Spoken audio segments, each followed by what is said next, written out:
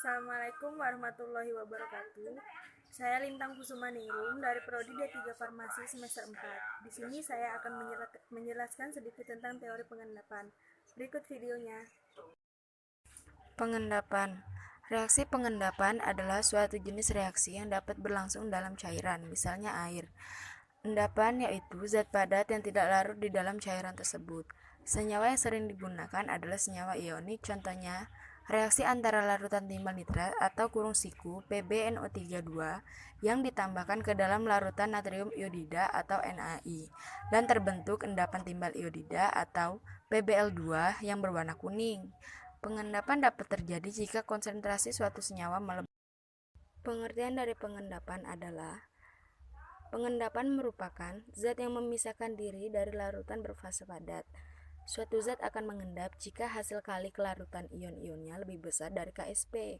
Kelarutan sering dilambangkan dengan S, didefinisikan sebagai konsentrasi molar dari larutan jenuhnya. Pembentukan endapan adalah salah satu teknik untuk memisahkan analit dari zat lain, dan endapan ditentukan dengan cara ditimbang dan dilakukan dengan perhitungan. Cara ini dikenal dengan nama gravimetri atau AA plus RR menjadi AARR, yang sering dibaca A sama dengan molekul zat analit, R molekul analit R, AARR adalah zat yang mengendap. Namun keberhasilan analisa gravimetri bergantung pada kesempurnaan proses pemisahan, hingga kuantitas yang tidak mengendap tak ditemukan, biasanya bernilai 0,1 mg. Namun hal yang diperlukan dari titrasi jenis ini adalah pencapaian keseimbangan pembentukan yang cepat setiap kali titran ditambahkan analit. Dasar titrasi argentometri adalah pembentukan endapan yang tidak mudah larut antara titran dengan analit. Contohnya yang sering digunakan adalah titrasi penentuan NaCl, di mana ion Ag+ dari titran akan bereaksi dengan ion Cl- dari analit yang akan membentuk garam yang tidak mudah larut AgCl. AgNO3 plus NaCl, AgCl plus NaNO3. Pengendapan ini dilakukan dalam konsentrasi yang rendah atau encer. Penambahan pereaksi perlahan-lahan dan pengadukan yang lambat. Pengadukan ini dilakukan pada larutan panas, sebab bila suhu dinaikkan, kelarutan zat bertambah menjadi nilai S. Maksudnya kelarutan ini bertambah. Kelarutan itu kan S, berarti nilai S, nilai kelarutan ini bertambah.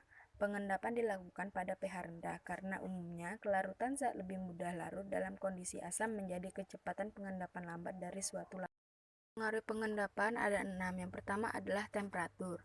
Temperatur adalah kelarutan semakin meningkat dengan naiknya suhu. Yang kedua adalah sifat alami pelarut. Yang ketiga adalah pengaruh ion sejenis. Contohnya adalah kelarutan Fe atau OH3 menjadi kecil jika dilarutkan dalam larutan NH4OH, karena larutan NH4OH sudah terdapat ion sejenis yaitu OH- sehingga mengurangi konsentrasi FeOH3 yang akan terlarut.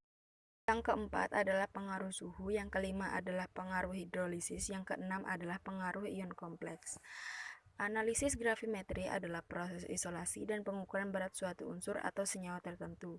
Namun menurut hukum Stokes atau V sama dengan C kali R2 sama dengan cm per second, di mana F adalah kecepatan pengendapan, C suatu konstanta dari R garis tengah butiran.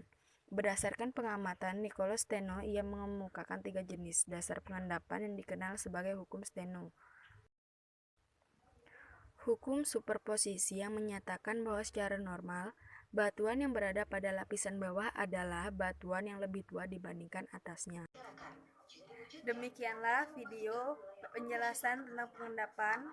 Kurang lebihnya saya mohon maaf. Wassalamualaikum warahmatullahi wabarakatuh.